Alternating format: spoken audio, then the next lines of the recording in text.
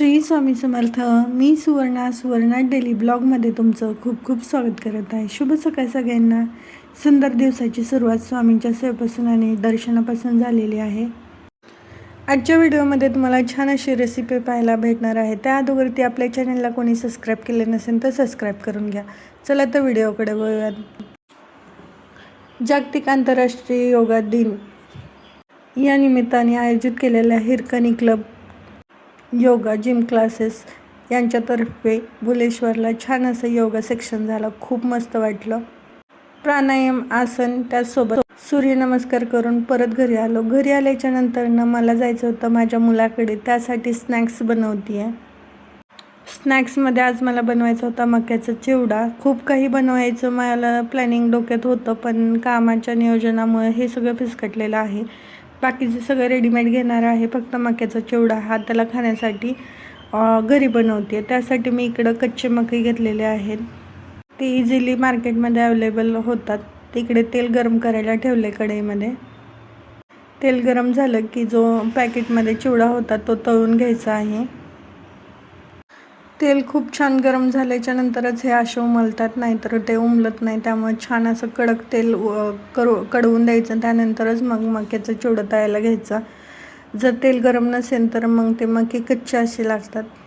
मुलाला लांब ठेवलेलं आहे. 15 दिवसातून 3 आठवड्यातून जाणं होतं. जाताना खाऊ घेऊन जाणं कंपल्सरी नाही आहे, पण माझ्या मुलाला खाण्याची खूप आवड आहे. त्याला खूप वेगळ्या व्हरायटीज ट्राय करायला खूप जास्त आवडतं.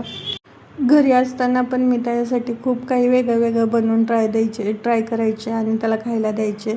वेळातून वेळ काढून त्याच्यासाठी मी करायचे आणि आम्ही एकमेकांना दोघंही खाण्यासाठी जेवणासाठी थांबायचो.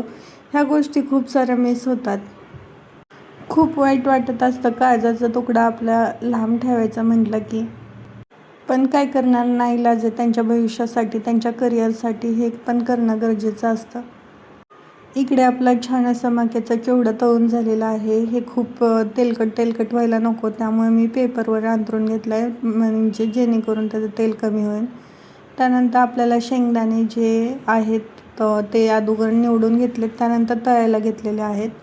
या शेंगदाण्यांमध्ये थोडंसं लाल खडे वगैरे असतात, त्याच्यामुळे निवडून घेणंच मी कंपल्सरी करतेच. त्याच्यामुळं मग थोडा वेळ गेला माझा. चिवडा पांगून ठेवला, शेंगदाणे निवडून घेतले आणि मग त्यानंतर तळायला घेतले.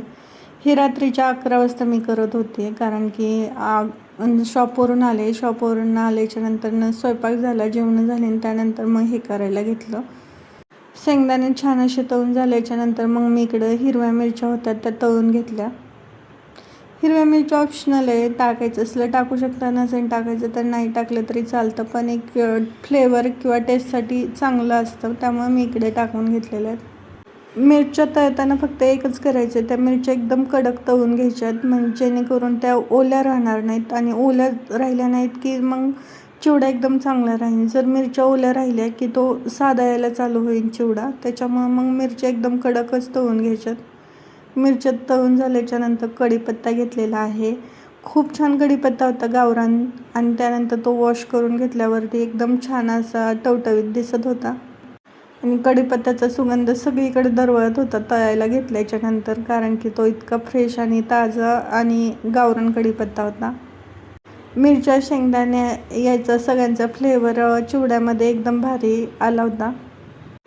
त्यानंतर इकडं गावरान कोथिंबीर जी होती ती बारीक चिरून तळून घेतलेली आहे. कोथिंबीरचा पण ओलापणा पूर्ण नाहीसा होईपर्यंत कोथिंबीरही आपल्याला इथं तळून घ्यायची आहे. याचा कलर फक्त चेंज होऊन द्यायचा नाही आहे, काळपट होऊन द्यायचा नाही आहे. तुमच्याकडं फुटाण्याची डाळ असेल तर ते डाळसुद्धा याच्यात घातलं तर खूप छान लागतं, पण माझ्याकडं नव्हतं आणि इतक्या रात्री आणायलाही कोण जाणार नव्हतं, त्याच्यामुळे मग ते स्किप केलेलं आहे. छान असा चिवडा तळून घेतलेला, पेपरवरती पूर्ण तेल सुकून दिलं. त्यानंतर मग इकडं सगळं मिक्स करायला घेतलेलं आहे. एका टोपामध्ये सगळा चिवडा ओतून घेतला. हा चिवडा तेलकट असल्यामुळं बराच दिवस टिकणार नाही आहे. 8-1 दिवस टिकेल, पण मुलांना सगळ्यांना खाण्यापुरता होईल एवढा असं मी तळून घेतलेलं आहे.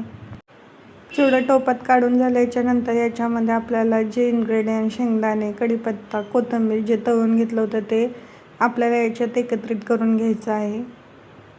मागच्या वेळेस मी चुरमुऱ्यांचा जो मुरमुरे असतात त्याचा चिवडा दिला होता. आत्ता म्हटलं मक्याचा चिवडा देऊयात. त्याच्या आधी खारे शंकरपाळी दिली होती. जास्त काही बनवणं होत नाही, पण त्यातल्या त्यात वेळ काढून एखादा तरी पदार्थ करण्याचा मी प्रयत्न करत असते घरात, कारण की त्याला माझ्या हातचं खूप जास्त आवडायचं. कोणताही पदार्थ केला तर त्याला अगोदर टेस्ट करायला दिला की तो म्हणायचा, मम्मी खूप छान झालंय, पण त्याचा प्रत्येक गोष्टीत असायचंच, तो मिस्टेक काढणारच प्रत्येक गोष्टीमध्ये. त्याला इतकं ज्ञान होतं जेवणातलं की त्याला प्रत्येक गोष्ट टेस्ट करायला दिली की तो एकदम परफेक्ट सांगत होता की मम्मी ह्याच्यात हे कमी आहे, ते कमी आहे, असं पाहिजे होते, तसं पाहिजे होते. त्याच्या खूप साऱ्या बारीक गोष्टी अजूनही आठवतात, आठवले की हसायलाही येतं. तर चला मग आपण पाहूयात चिवड्याला आता काय करायचं आहे. तर मीठ वगैरे घालून घेतलं होतं, सगळं इन्ग्रेडियंट एकत्र केले होते. त्यानंतरनं थोडीशी लाल तिखट कलरसाठी कश्मीरी लाल मिरची पावडर आणि हळद टाकलेली आहे. हिरवी मिरचीमुळे तिखटपणा तर येणारच होता, त्याच्यामुळे लाल तिखट टाकलेलं आहे फक्त कलरिंगसाठी. जो चिवडा आहे त्याच्यामध्ये इकडे आपल्याला ते लाल तिखट आणि हळदीचं जे तेल आहे त्याच्यात टाकून घ्यायचं आहे. तेल गरमच होतं, त्याच्यामुळे काय केलेलं आहे, गॅस बंद करून त्यात लाल तिखट आणि हळदी पावडर टाकून घेतलेली आहे. आता ते थोडं थोडं करून तेल सगळीकडं आपल्याला थोडं थोडं करून टाकून घ्यायचं आणि मिक्स करून घ्यायचं आहे. तेल एकदम मी वरून थोड्या प्रमाणात टाकलेलं आहे, कारण की चिवडा एकदम तेलकट होऊन जाईल त्याच्यामुळे. आणि त्यानंतर सकाळपर्यंत मी पेपरवरती अंथरून ठेवला होता, जेणेकरून सगळ्या इन्ग्रेडियंटचं तेल थोडंसं कमी होईन आणि थोडं जास्त दिवस राहीन, वास येणार नाही तेलकट त्याच्यामुळं. रात्रीच्या 11 वाजता हे म्हणत होते, काय करतेस, इतका छान वास येतोय, घमघमाट सगळीकडे सुटला होता.